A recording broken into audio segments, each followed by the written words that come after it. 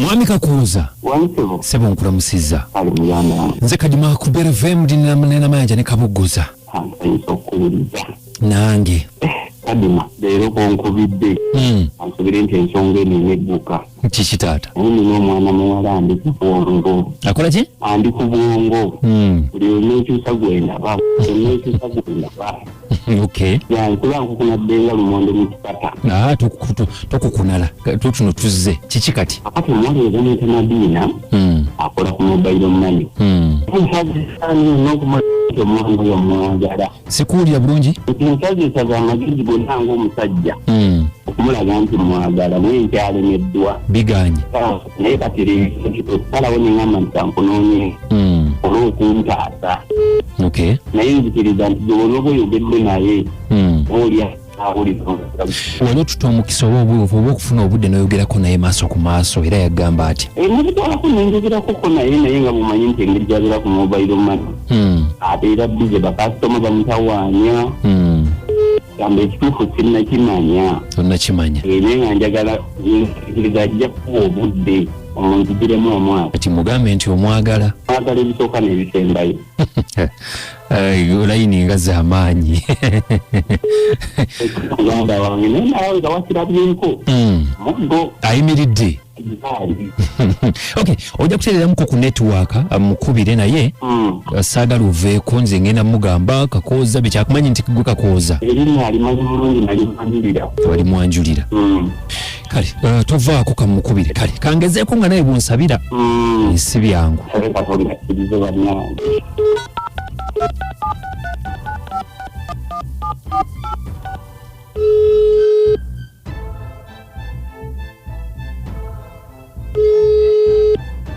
Hello. Madiina. Wanti? Assalamu alaikum. Wa alaikum salam. Jebaleko mukwano. Yali nawe jebale. Okay, bampita Kadima nkubidde okuva ku Beat FM wano ekintabuli ky'omuziki ku radio wano. Ekyo. Kakati Madiina. Madiina. Ndira? Nina omuntu antumye. Bakutumye kuva ku radio. Nedda antumye nze antumye wano ku radio then njogereko naawe. Okay. Gayo nibamuyita Kakooza. Wanji ng'osese. Ebintu by'obyanti. Anyway, I am listening. Okay, kakati Kakooza akwagala kuba kwosesa olabika omutegedde. Naye ngambye nti okola ku mobile money ate ebiseera ebisinga toba na budde naye kansubire nti kati onnyuse. Badde nyinyuse actually nakatuuke waka kati. Okay, kakati Kakooza bambi nga akwagala ali mu love naawe naye ngambye nti omukyala abeera bize ebiseera ebisinga ng'ebigambo byange sobola biyisaawo bulungi naye nantuma tubiyisize wamu mukwano. Lwaki ye takubye essimu n'ayogera nange?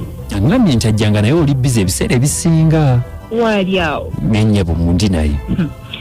Mumpe njogereko naye. Omwetaaga? Njagala kwogera naye. Okay. Kakooza. Wansebo. Yogerako ne Madiina wuuyo. Omukwano Madiina. Kakooza. Wangi mukwano. Kati ensonga osazeewo nziteke ku radio. Okulaga nti byenkufa ebyo bya ddala. Wanjagala.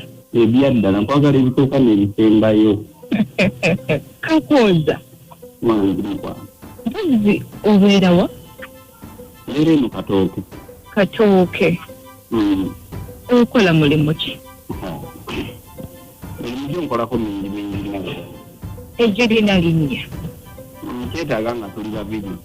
Gye kuswaza naawe. Naye ng'okusema nsigala ngi. Kati Kakooza osigala ngi. Olina abakyala bameka? Omukyala nina omu. Ekatooke gy'obeera wazimba oba opangisa? Mukwano mpangisa.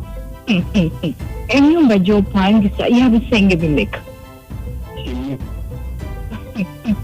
Kimu. Kiyinza oyagala kunteekawa?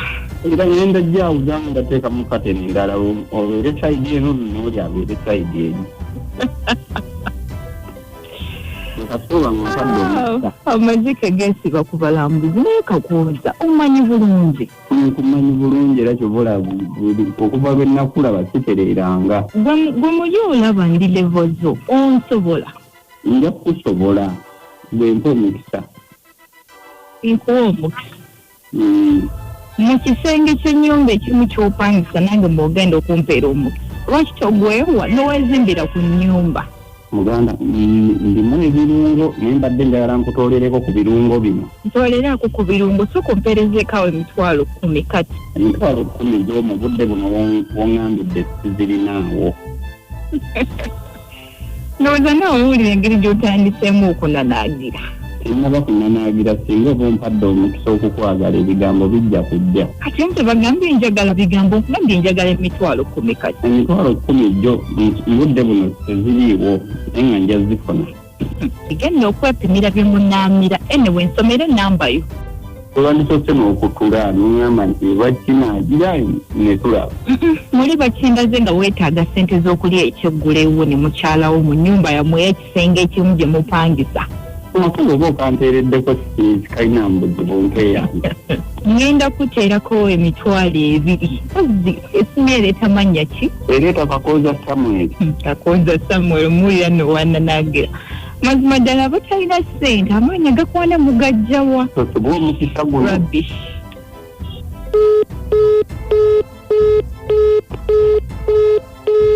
Kakooza. Wante. Omukyala gye kukakati olina omukyala omulala. Omukyala ye waali omu. Mukyala mukulu ewe katooke. Kati oyagala kwawuza mu nju. Mbadde njagala mbawulizeemuko mu nju. Omwinamu abaana ono? Omwana omu. Omu. Bagamba bajja beera wamu. Bajja beera wamu kuba yadda ngambye nti amaanyi gasusse kati ate n'ebirungo naye akantolereko ono. Sabo Mwami Kakooza amaanyi mangi. Mwami Kakooza nsanyusiza nnyo. Wekkiririzaamu. Amaanyi ngalina namayanja. Era singa mbadde nkyazunga nze yandibadde erudde lweri olwa kateni. Olugezaako sirina buzibu. Oyagala naye mubabula? Abe mulwamu. N'ebisesa kigenze Kadima namayanja n'Anko Kabuguzi ekintabuli ky'omuziki ekisinga ekintabuli ky'omuziki ekisinga twagala kubeera tulabe bagamba ki mwannyinaze Madina okuda Abshir yonna museeke ndozi omuwulidde.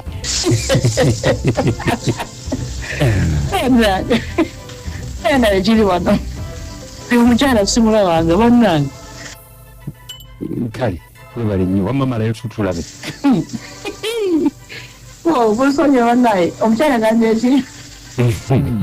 Mugambye ebyo. Kale tweyanzizza wangi. Kadima Haji Kadima, assalamu alaikum wa rahmatullahi wa barakatuh. Amanya nze Haji Kasule Rashidi ngambera Kabuwa. Oyo mwana nga wala mpyetokota ate nga yamaje. Ze madde musaba anonyelevo ze tajja kumusobola oyo tajja kumusobola tedde ayinza kukkiriza ebimbu yawule mu kisenge. Aja tubuno nsigadde Haji Kasule. Mukwano balituweereza amanya jati namponye wane Kabowa naye omusajja oyo ddala ali siriyasi kyaliko oba zaasagire ku leediyo yaffe talimba naye godiyo ti abakazi ababiri bagate emisenge ekimu yazze bamuwulireko nti naye ku nsi kwali naye tayinza kulowooza nti yazze kugamba kugira mukazi awumuleko awumuze ebirowoozo bye adde mu kasenge ke yeebakere mukazi we nsigadde jati namponye Kabowa age nti awumuze ebirowoozo bye tatumanyira ate banyiize bunyiizi temunyiiga tukwasaganye ensonga tuyambe omwami. Kadima namayanja ne Anko Kabuguzi mwe balituweereza naye banaye Kakooza manya levozo oyo omukyala si kirasiyo omukazi olina n'omukazi ewaka olya oyagala kukola bwenzi naye Kakooza weewumuze mu bitiibwa ezo ku maama w'abaana omukyala mwesonyiwe si kirasiyo webale tuweereza yinza amasooke mutongo kitikatunda amanda. Kale webale nnyo amaswayufu mutongo kitiko watunda amanda twagala beebaza okubanga mubaddeko banyabo ne bassebo mwebale nnyo mwebale ddala.